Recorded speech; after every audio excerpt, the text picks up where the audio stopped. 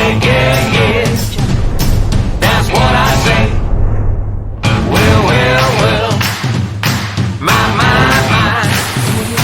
Well, well, well. Let's take a ride. Music's bumping, people jumping. This could be the start of something good. Yeah. Hey, hey, hey.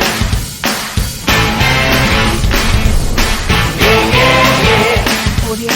Hey, hey, hey. Yeah, yeah, yeah.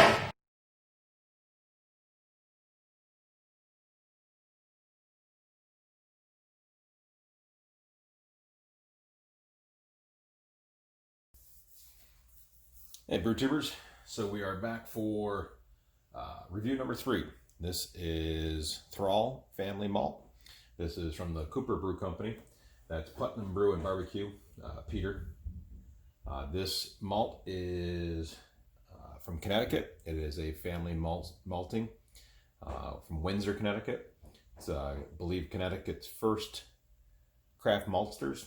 I could not find any fact sheet on this malt, but it is a pale ale malt.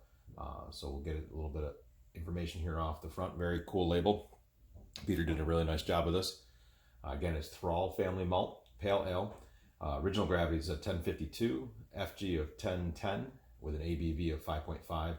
It was brewed on 7/22 and packaged on 8/3. So, cheers.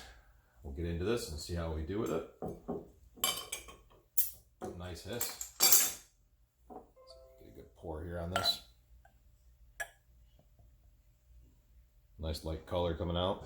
Oh yeah, good carbonation here. So far out of the 3 of them, this has definitely got the best carbonation.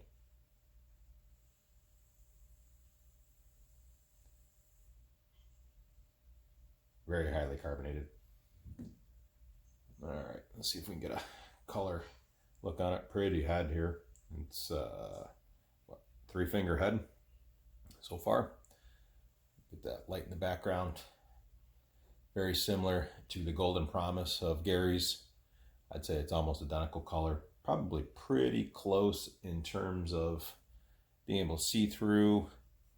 I think Gary's was a little bit clear, but you can see the label on the glass as you're looking through the back side of it. It's a Genesee glass, so being from Rochester, you got to represent the local brewery. Nice straw color. That's exactly what you'd expect out of a pale. It smells like a really nice malt background. I would think that would be awesome in an IPA, NEPA, any of those types of things. Really nice background on that.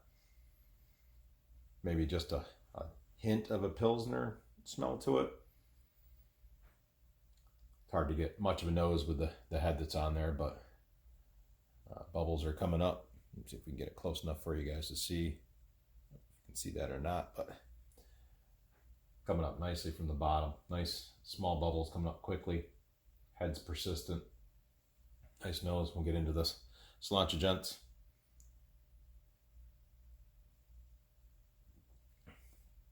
That's really nice.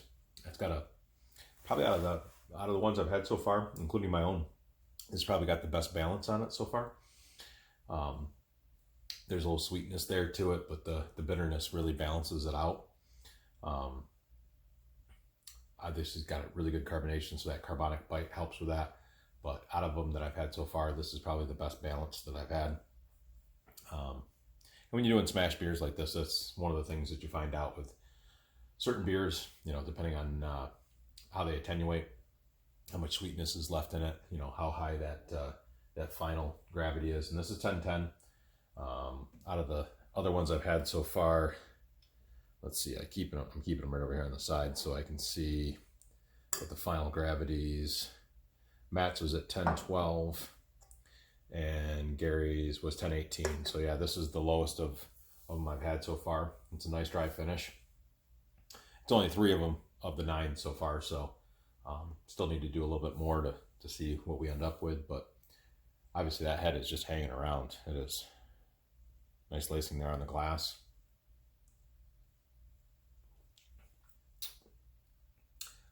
I really like it. It's a nice solid pale flavor there to it, the pale malt flavor. Not overly sweet, but just enough sweetness there to back up that bitterness to really balanced. Dry on the finish. Not super dry, but just dry. But overall, just a really, really nice beer. This is great. Nice job, Peter. I'm impressed. See if get another color here for you. Again, this is Thrall Family Malt. It's a pale ale. So, really nice beer. So, again, I'm going to try to keep these to about 5 minutes or so we're pushing it on that.